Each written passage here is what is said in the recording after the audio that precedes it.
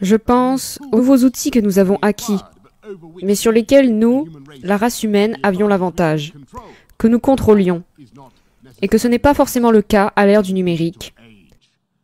Vous pouvez garder vos secrets de vos amis, de vos parents, vos enfants, votre médecin, même votre entraîneur personnel. Mais il faut un réel effort pour cacher vos pensées à Google. Et si c'est vrai aujourd'hui, à l'avenir, il n'y aura peut-être nulle part où se cacher. Les villes intelligentes vous mettront en retard avec des capteurs, tous réunis par des bornes Internet, à des objets communiquant de manière invisible avec les lampadaires. Mais cette technologie pourrait également être utilisée pour mettre sous surveillance chaque citoyen 24 heures sur 24. Une future Alexa fera semblant de prendre des ordres, mais cette Alexa vous regardera en tapant du pied. Dans le futur, la connectivité vocale sera dans chaque pièce et presque tous les objets de votre moniteur. Votre matelas surveillera vos cauchemars, votre réfrigérateur émettra un bip pour plus de fromage, votre porte d'entrée balayera large au moment où vous vous approchez comme un majordome silencieux. Votre compteur intelligent cherchera de son propre chef l'électricité la moins chère. Et chacun d'eux transcrira toutes vos habitudes en une petite sténographie électronique, stockée non pas dans leurs puces ou dans leurs entrailles, là où vous pouvez le trouver, mais dans un grand cloud de données. Nous ne savons pas qui devrait avoir le droit ou le titre de ces ressources financières. Et nous ne savons pas qui décide comment utiliser ces données. Peut-on faire confiance à ces algorithmes dans nos vies et espérer que les machines, et seules les machines, décident si nous sommes éligibles ou non à une hypothèque ou assurance, ou quelle chirurgie, ou quel médicament? Et comment savons-nous que les machines n'ont pas été sérieusement programmées pour nous tromper?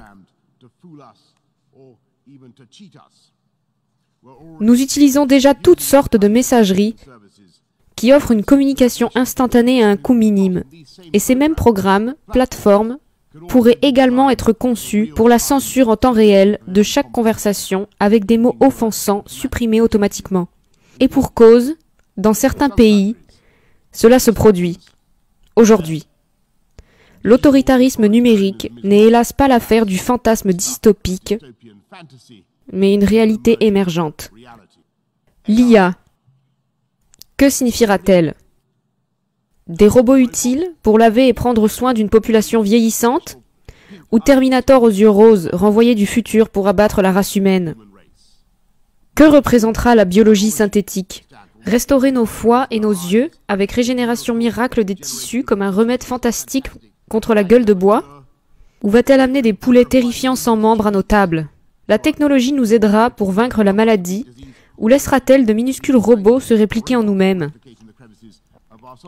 Il y a aujourd'hui des gens qui sont encore réellement anti-science.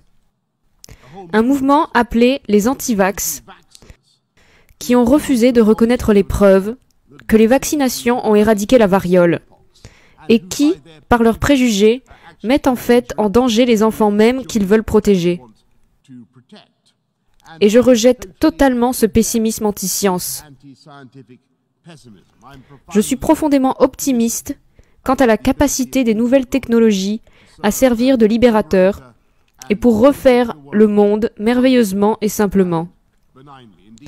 En effet, à d'innombrables égards, la technologie le fait déjà. La nanotechnologie, que j'ai mentionnée plus tôt, révolutionne la médecine en concevant des robots d'une fraction de la taille d'un globule rouge, capables de nager dans notre corps en dispensant des médicaments et d'attaquer les cellules malignes comme certaines interfaces neuronales de la Star Wars Armada. Notre compréhension du monde naturel est transformée par la découverte du séquençage du génome, de l'essence de la vie elle-même, le code génétique secret qui anime l'esprit de tout être vivant et permet des avances médicales comme nous n'en avons jamais connues, comme des traitements adaptés à la constitution génétique précise de l'individu. Jusqu'à présent, nous avons découvert les secrets de moins de 3% de la vie complexe sur la planète. Pensez à ce que nous allons réaliser quand, et c'est une question de temps, nous comprendrons 1 ou 2%, sans parler de 5 à 10%. Mais la façon dont nous concevons les technologies émergentes derrière ces avancées et les valeurs qui influencent leur conception façonneront l'avenir de l'humanité.